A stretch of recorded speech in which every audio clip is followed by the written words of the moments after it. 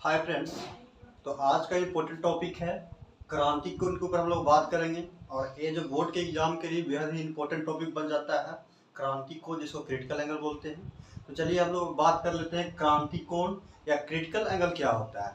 तो critical angles प्रकाश के पूर्ण आंतरिक परावर्तन को पढ़ने से पहले ये जो एंगल है, इस एंगल का कंसेप्ट पढ़ना बहुत जरूरी है। तो आइए सबसे पहले हम लोग देख लेते हैं क्रिटिकल एंगल क्या होता है, जिसको बोलते हैं क्रांति कोण। तो सबसे पहले हम लोग जान चुके हैं कि प्रकाश का जो अपवर्तन होता है, इसके लिए दो पॉइंट को याद करना बहुत जरूरी है। दो पॉइंट को समझ लीजिए कि कौन कौन सा पॉइंट होता है। तो प्रकाश के अपवर्तन में आप लोगों को बताया गया है, मान लिया जाए यहाँ से ये आपका रेयर मीडियम है और ये आपका डेंसर मीडियम है। रेयर यदि बोले तो ये क्या है, विरल माध्यम, और ये क्या है, सघन माध्यम। ठीक है, इसमें पहला कंसेप्ट। और दूसरा यदि देखा जाए तो मान लिया जाए ये आपका डेंसर माध्यम है और ये रेयर माध्यम है। इसको बोल लेते हो क्या हो जाएगा, ये सघन माध्यम, और ये आपका हो जाएगा विरल माध्यम। यहाँ से दो पॉइंट को याद करना बहुत जरूरी है। यहाँ से दो पॉइंट को ध्यान में रखिएगा। क्या है, इस कंसेप्ट को पढ़ने से पहले ये वाला कंसेप्ट आना आप लोगों को बहुत जरूरी है। तो सबसे पहले देखिए, मान लिया जाए कि ये माध्यम आपका है विरल माध्यम और एक क्या है, सघन माध्यम। जब कोई प्रकाश की किरण विरल माध्यम से, ठीक है, मान लीजिए कि यहाँ से जो है ऐसे प्रकाश की किरण आ रही है, तो आने के बाद ये सघन माध्यम में जाती है। तो प्रकाश की किरण को जाना चाहिए था सीधे ऐसे, लेकिन माध्यम क्या हो गया, सघन माध्यम। माध्यम चेंज हो जाने से ये जो होगा, प्रकाश की किरण अभिलंब की ओर मुड़ जाती है। जो अभिलंब की ओर मुड़ गया, अभिलंब आपका यही है, तो जाना चाहिए था ऐसे तरीके, प्रकाश की किरण अभिलंब की ओर ऐसे मुड़ गई। दूसरा कंसेप्ट, ये अभिलंब की ओर मुड़ गया। दूसरा कंसेप्ट इसमें क्या है, इस सघन माध्यम से प्रकाश की किरण यदि सघन माध्यम से विरल में जाती है, तो प्रकाश की किरणों को ऐसे जाना चाहिए था, लेकिन यहाँ विरल माध्यम में चला गया, तो जाने से प्रकाश की चाल अभिलंब से दूर हट जाती है। इसको थोड़ा सा बनाइएगा, अभिलंब से जो है दूर हट जाती है। इस कंडीशन में क्या होता है, ये फर्स्ट वाला कंडीशन में जो होगा, स्पीड जो होगा, स्पीड ऑफ लाइट, लाइट के स्पीड जो होगा इसमें घट जाती है, और इसमें जो होगा लाइट के जो स्पीड होगा क्या हो जाएगा, बढ़ जाएगा। तो ये दो कंसेप्ट याद रखना बहुत जरूरी है। सघन से विरल से सघन में जाएगा तो अभिलंब की ओर मुड़ जाएगी, और सघन से विरल में जाएगा तो अभिलंब से दूर हट जाएगी। इस कंडीशन में यहाँ देखा जाए तो ये हो गया आपतन कोण और ये हो गया परावर्तन कोण, और यहाँ पे इसके लिए ये आपतन कोण हो गया और ये क्या हो गया, परावर्तन कोण हो गया। अब देखिए इसी कंसेप्ट का यूज इसमें है। क्रांति कोण क्या कहता है, जब कोई प्रकाश की किरण, जैसे मान लिया जाए, इस कंसेप्ट को थोड़ा सा ध्यान से समझिएगा, बहुत अच्छा कंसेप्ट है। क्रांति कोण अधिकतर स्टूडेंट को समझ में नहीं आता है क्या होता है क्रांति कोण, क्रिटिकल एंगल। देखा जाए, देखिए यहाँ से मान लिया जाए, ठीक है, यहाँ पे मान के चल रहे हैं कि ये सघन माध्यम है, ये जो माध्यम है आपका है सघन माध्यम है। ठीक है, हम जनरली ऊपर सघन माध्यम मान के चल रहे हैं। ठीक है, ये आपका जो है सघन माध्यम हम बना लेते हैं कि यहाँ पे इसमें जो है इसका अपवर्तनांक कुछ ज़्यादा होगा।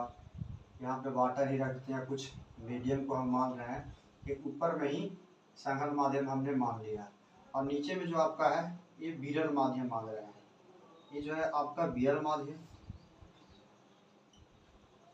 विरल माध्यम, और ये आपका हो गया सघन माध्यम। चाहे तो आप नीचे सघन माध्यम मान सकते हैं, ऊपर में विरल माध्यम मान सकते हैं, नो डाउट। ठीक है, आप देखिए यहाँ से ये अभिलंब सबसे पहले बना लीजिए, अभिलंब बना लीजिए। ये माध्यम क्या है, सघन है। अच्छा, ये मान के चल रहे हैं, इसका अपवर्तनांक मान लेते हैं कि μ1 और इसका अपवर्तनांक क्या है, μ2। अच्छा, जो माध्यम सघन होगा उसका अपवर्तनांक का मान क्या होगा, ज्यादा होगा, तो μ1 का अपवर्तनांक ज्यादा होगा किसके तुलना में, μ2 की तुलना में। क्योंकि हम लोग जानते हैं कि जिस माध्यम का अपवर्तनांक जितना ज्यादा होता है वह उतना ही सघन होता है। इसके कंपेयर में जो माध्यम सघन माध्यम का अपवर्तनांक का वैल्यू ज्यादा होना चाहिए, किसके तुलना में, तो विरल माध्यम के तुलना में। ठीक है, अब देखिए यहाँ पे मेन कंसेप्ट समझना है क्रांति कोण का। मान लिया जाए यहाँ से जो है एंगल ऑफ इंसिडेंट या आपतित किरण, ठीक है, यहाँ से हम टकराए, ठीक है, ऐसे आ रही है, कहाँ से चल करके, सघन माध्यम से चल करके। आ रही है। तो यहाँ से विरल माध्यम में जाने के समय ऐसे जाना चाहिए था प्रकाश की किरणों को ऐसे सीधे, लेकिन यहाँ क्या विरल माध्यम है।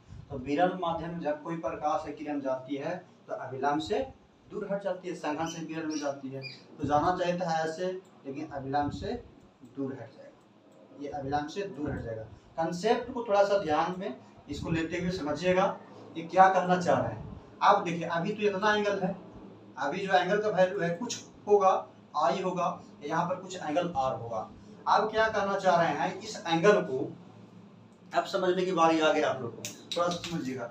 इस एंगल को थोड़ा सा और इंक्लाइन कर देंगे, हम लोग थोड़ा सा और बढ़ा रहे हैं, ठीक है। कुछ होगा, अब इतना एंगल हम लोग बढ़ा करके यहाँ से इंसिडेंट करवा रहे हैं, ठीक है। यहाँ से इंसिडेंट करवाए तो अब और दूर भागेगा, ठीक है। ये दूसरा कंडीशन। एक बार और हम ऐसे ये एंगल को अभी I1 था, मान लेते हैं कि I2 यहाँ पे इंसिडेंट करवाए हैं, और थोड़ा सा एंगल यहाँ से लेकर के यहाँ से बढ़ा दिए, ठीक है। आपतन कोण का मान थोड़ा सा और बढ़ा रहे हैं तो ये और तिरछे ऐसे आएगा, ठीक है, ऐसे आएगा। एक बार और देख लेते हैं, एक बार जो है कि और आपतन कोण का मान जो है ऐसे और बढ़ा लेते हैं, तो बढ़ाने के क्रम में क्या होगा और ऐसे जाएगा और अभिलंब से दूर हटेगा। देखिए ये ऐसा अभिलंब से दूर हटा, दूसरा बार में इतना हट गया, तीसरा बार में इतना हट गया, चौथा बार में अभिलंब से इतना हट गया, ठीक है। और एक कंडीशन में आपतन कोण का मान बढ़ाते बढ़ाते कंडीशन ऐसा आएगा कि ये जो अपवर्तन कोण जो होगा इसी पर कोइंसाइड कर जाएगा, यानी इसी पर मिल जाएगा, यानी यहाँ से लेकर के यहाँ पर ये मिल जाएगा। देखिए मान लेते हैं कि यहाँ से हम एंगल बढ़ा रहे हैं, यहाँ से जो है जैसे कि ए वाला एंगल इतना बढ़ा दिए, और बढ़ाने के क्रम में क्या हुआ कि अभिलंब से इतना मुड़ गया कि इसी पर जो है इसी के ऊपर कोइंसाइड कर गया। यानी देखिए यहाँ से यदि देखा जाए ये वाला जो एंगल देखा जाए, ब्लैक कलर वाला जो इंसिडेंट रे जो आया है, आपतित किरण जो आया ब्लैक कलर वाला, देखिए इतना दूर मुड़ा, अभिलंब से इतना दूर मुड़ा कि यहाँ जो अपवर्तन कोण का जो वैल्यू हो गया कितना डिग्री हो गया, 90 डिग्री हो गया। बात को फिर से समझिए क्या हुआ। फर्स्ट बार में जब हम यहाँ से इंसिडेंट करवाए तो अभिलंब की ओर ये वाला मुड़ा, दूसरा बार में हम इंसिडेंट करवाए तो अभिलंब की ओर इतना मुड़ा, तीसरा बार में इंसिडेंट करवाए तो इतना मुड़ा, चौथा बार में इंसिडेंट करवाए चौथा बार में तो इतना मुड़ा है, ठीक है। और लास्ट बार में ऐसा इंसिडेंट करवाए हैं कि ये जो हो गया ओवरलैप हो गया, यानी यहाँ पर ये वाला प्रकाश की किरण जो है यहाँ से अभिलंब से 90 डिग्री का एंगल बना लिया। तो इस कंडीशन में क्या होगा, अब यदि इससे और ज्यादा, ठीक है, ये वाला प्रकाश की किरण से और ज्यादा यदि हम इंसिडेंट करवाते हैं, यहाँ से इंसिडेंट करवाएंगे तो ये क्या होगा, जिस माध्यम से आया था उसी माध्यम में चला जाएगा, ठीक है, क्योंकि संघन से विरल में जाता है, अभिलंब से दूर हट जाता है। तो हम लोग को यही कंसेप्ट जानना था कि 90 डिग्री कब होता है, यानी जिस एंगल पर, यहाँ देखिए एंगल का वैल्यू आपतन कोण का मान बढ़ा रहे हैं, एक कंडीशन ऐसा आया कि यहाँ पे जो है अभिलंब से 90 डिग्री पर कोण ये बना रहा है। तो इधर वाला किरण को क्या बोलते हैं, अपवर्तन किरण, ठीक है, अपवर्तन कोण बोलेंगे, ठीक है। और इधर वाला कोण क्या बोलेंगे, इधर वाला का जो कोण बनता है आपतन कोण बोलते हैं हम लोग, आपतन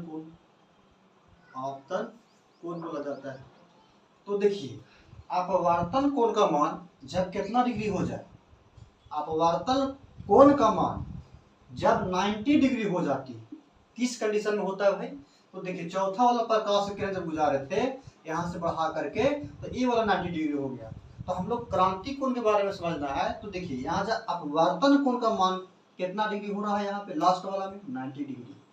जब अपवर्तन कोण का मान 90 डिग्री हो जाए, ठीक है, तो ये वाला जो आपतन कोण जो है ना, ये वाला आपतन कोण, इसका नाम चेंज हो जाता है। इस कोण का नाम बोल देते हैं हम लोग क्रांतिक कोण। यही जो एंगल है आई और सी का नाम हम लोग देंगे।